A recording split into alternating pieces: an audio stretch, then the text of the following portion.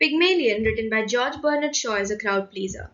It starts with Colonel Pickering and Professor Henry Higgins, the two main characters of the story, meeting in the rain one night at the Covent Garden. Professor Higgins is a scientist of phonetics, while Colonel Pickering is a linguist of Indian dialects.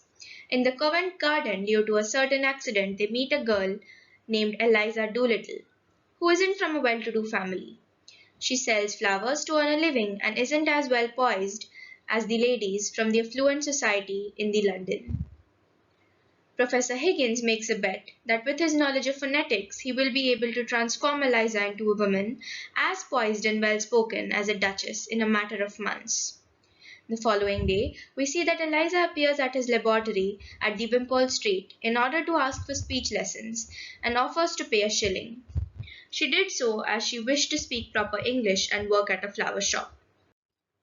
Higgins made fun of her by saying that the price she was paying was extremely low. However, at the end, he is captivated by the idea of using his magic on her. Pickering says that if Mr. Higgins could pass Eliza off as a duchess at the ambassador's party, he would cover all her expenses. Mr. Higgins agrees to this challenge and starts off immediately by asking the housekeepers to bathe Eliza and give her new clothes. We are introduced to Eliza's father, Alfred Doolittle, who comes in and demands his daughter to be returned. We realize that the main intention of Alfred Doolittle, however, was to get some money. Higgins, who is shaken by Alfred's behavior, gives him £5. Eliza is trained mercilessly for months, where Higgins trains Eliza to speak properly. Once Higgins thinks she is ready to speak in public, he conducts two trials for her. The first one is taken at Higgins' mother's house. Eliza was instructed to speak about the weather. Here, Eliza is introduced to the Eynsford Hills. Their son, Freddie, was instantly attracted to her. Mrs. Higgins, however, believed that at the end of the experiment, Eliza will face a lot of hardships. Higgins and Pickering completely deny this, as they were too absorbed in their experiment to pay heed to her.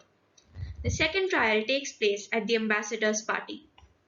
This trial is a huge success.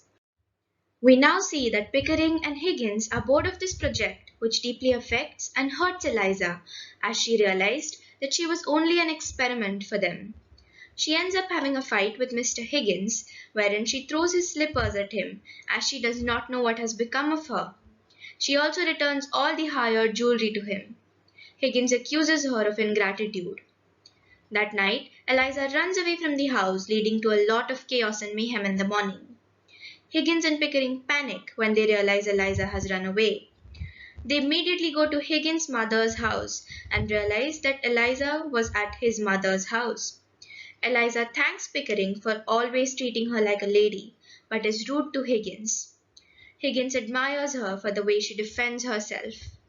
While Eliza leaves for her father's wedding, he shouts out some errands just to make sure she comes back to Wimpole Street.